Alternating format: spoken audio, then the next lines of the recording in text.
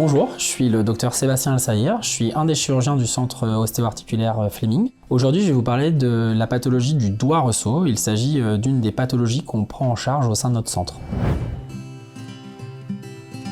Alors, le doigt ressaut, déjà c'est un symptôme qu'on va ressentir, c'est-à-dire qu'en fait les gens vont avoir tendance à fermer leurs mains et puis quand ils vont ouvrir leurs mains, il y a un doigt qui va rester accroché comme ceci et puis tout d'un coup ça va relâcher avec un ressaut, ce qu'ils appellent un peu le ressort, et ce ressaut justement il est plus ou moins douloureux.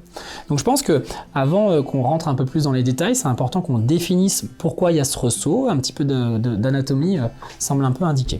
L'ensemble de la main est présenté sur cette maquette. Quand on regarde précisément, donc c'est une maquette, tous les doigts sont faits de la même manière, là je vais détailler le 5e doigt, mais vous imaginez que pour tous les doigts longs c'est à peu près la même anatomie. Pour le doigt court, il manque une phalange forcément. Les tendons, pour que la force soit bien transmise jusqu'au bout de la main, ils sont plaqués contre le squelette osseux à l'aide de systèmes qu'on appelle les systèmes de poulies. Et il existe donc deux grandes familles, des systèmes de poulies en forme d'arche, qu'on appelle des poulies arciformes, et des poulies qui sont plutôt en forme de croix, qu'on appelle les poulies cruciformes. Et dans le cas du doigt ressaut, c'est une poulie qui généralement s'épaissit et dans le temps présente une anomalie qu'on appelle la poulie A1, qui est la première poulie, et c'est vrai qu'effectivement les patients viennent en disant que leur douleur est vraiment au niveau de la paume.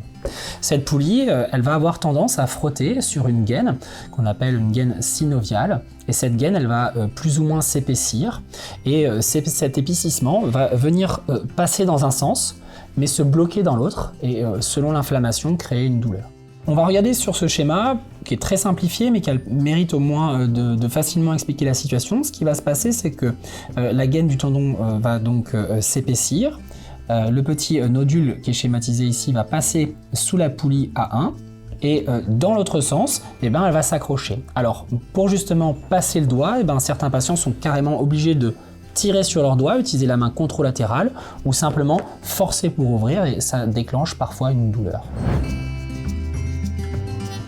Les examens complémentaires, aujourd'hui, ils sont nécessaires, même si le diagnostic est purement clinique. Clairement, visuellement, quand les patients viennent et qu'ils vous montrent leur doigt qui est accroché, le diagnostic est quasiment fait de manière clinique immédiatement. Cependant, il est intéressant de comprendre s'il n'y a pas une cause secondaire à ce doigt ressaut, et puis lors de la consultation, on va inspecter la main à la recherche d'autres maladies qui peuvent être intercurrentes à cette problématique, comme la maladie du Dupuytren. Aujourd'hui, une échographie simple permet de mettre en évidence au cabinet, donc soit au cabinet d'un radiologue ou d'un échographe, ou même au cabinet du praticien, de mettre en évidence justement cet épaississement de la poulie et éventuellement ce qu'on appelle une ténosynovite. Donc c'est un mot un peu barbare mais qui est assez simple au final, c'est-à-dire que téno pour tendon, sino pour la synoviale, la membrane qui entoure ce tendon, et it le suffixe de l'inflammation. Donc si on met en évidence cette ténosynovite, cette inflammation de l'enveloppe du tendon associée à l'épaississement de la poulie A1, dans l'ensemble le diagnostic est posé. La solution, dans un premier temps, c'est de consulter un praticien pour déterminer deux grandes familles de doigts ressaut. Par expérience, on va définir d'un doigt ressaut occasionnel qui fait mal, qui ne s'accroche pas systématiquement. Le patient va venir le matin en disant voyez, ça s'accroche, mais dans l'après-midi, quand c'est chaud, ça s'accroche plus. Voilà, donc ça c'est une bonne indication, je pense, de traitement médical par infiltration. Et puis un petit peu de repos le soir, et il est possible que le patient ne le revoie plus jamais de sa vie. Par opposition, il existe une deuxième situation où le patient va vous dire qu'il s'accroche systématiquement, que ce soit l'après-midi, le matin, le soir, il est fatigué, c'est vraiment permanent, c'est douloureux, c'est épuisant. Et là, on peut aussi proposer une prise en charge médicale par infiltration, mais je me rends compte dans la pratique en général que les patients vont revenir parce que ça a marché 15 jours, 3 semaines au mieux et qui sont douloureux. Donc dans ce cas-là, on va leur proposer une prise en charge chirurgicale.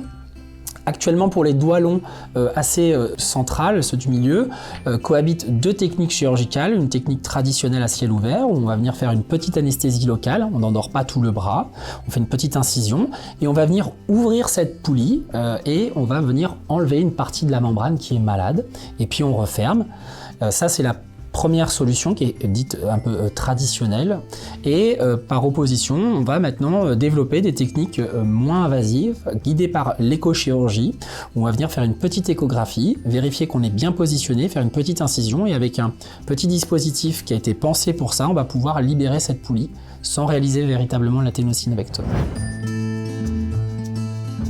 L'ensemble des patients est véritablement satisfait de cette prise en charge chirurgicale car il n'existe quasiment aucune récidive et la récupération est très rapide. Ce n'est pas une chirurgie qui est réputée douloureuse. Les gens n'ont pas spécifiquement mal en post-opératoire, ils reprennent simplement un traitement antalgique standard, comme on peut le prendre de manière anecdotique dans sa vie. Ce sont des paliens plus généralement. On demande de prendre un petit peu de vitamine C, des choses comme ça, mais en tout cas, non, c'est pas une chirurgie qui fait mal. Pour la chirurgie du doigt-ressaut, il n'y a aucune immobilisation. Les patients sortent avec un pansement de la main qui est un petit peu volumineux au départ pour les 24 premières heures. Et ensuite, ils enlèvent leur bande et ils ont un pansement tout simple et il n'existe aucune immobilisation. La rééducation traditionnelle comme on l'entend dans un cabinet de kiné, elle n'est pas nécessaire. En réalité, en salle de réveil, on va dispenser au patient des petits gestes d'autorééducation à accomplir plusieurs fois chez lui, 4 à 5 fois. Ça consiste tout simplement à venir poser sa main sur la table, exercer une légère pression de sorte à restituer l'extension et à passer en revue toutes les articulations de sa main, de manière active et aussi de manière passive. C'est une chirurgie pour laquelle la récupération est rapide, mais comme toute chirurgie tendineuse, le ligament annulaire qu'on est venu sectionner, ouvrir pour que le tendon puisse repasser tranquillement, eh bien il va mettre à peu près 3 mois à cicatriser. Et pendant cette période-là, vous allez être discrètement endolori, il va y avoir un petit œdème, et c'est cet œdème en réalité qui va perturber la fermeture de votre main. Pourquoi ? Parce que sur la main, en fait, il n'existe aucun volume mort, hein, tout est bien pensé. Le réserve de peau dorsale qu'on peut voir sur la main, il est destiné à accueillir en fait la flexion de la main. Et si on a un petit œdème, et ben effectivement, on a moins de réserve de peau dorsale et on se retrouve à avoir des difficultés à avoir la flexion. Mais ceci va disparaître entre le 3e et le 6e mois tout à fait normalement. Dans l'ensemble, le doigt-ressaut, c'est une pathologie assez commune. Si on y prête attention, dans notre entourage, on a toujours quelqu'un qui en a été victime. Pour le coup, c'est pas une atteinte pour laquelle la chirurgie est tout le temps nécessaire.